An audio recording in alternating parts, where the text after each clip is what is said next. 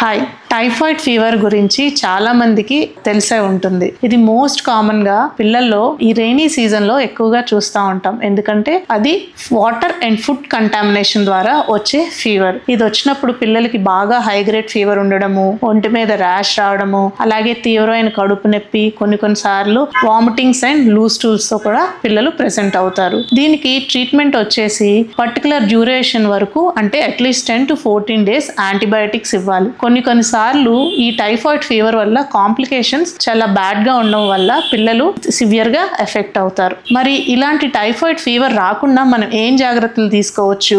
First and important, పిల్లలకి personal hygiene నేర్పించడము, food and water contamination లేకుండా ఫుడ్ అన్నది మనం వెజిటేబుల్స్, ఫ్రూట్స్ ని ప్రాపర్ గా క్లీన్ చేయడము, అట్లాగే వాటర్ శానిటేషన్ కి వాటర్ ప్యూరిఫైయర్స్ వాడడము, బాయిల్ చేసిన వాటర్ తాగడము చేయొచ్చు. మరి అలాంటి టైఫాయిడ్ ఫీవర్ కి వ్యాక్సిన్ కూడా ఉంది. ఇది సింగిల్ డోస్ బియాండ్ 6 months తీసుకుంటే పిల్లల్ని మనం ఈ టైఫాయిడ్ ఫీవర్ నుంచి ప్రొటెక్ట్ చేయొచ్చు. Thank you.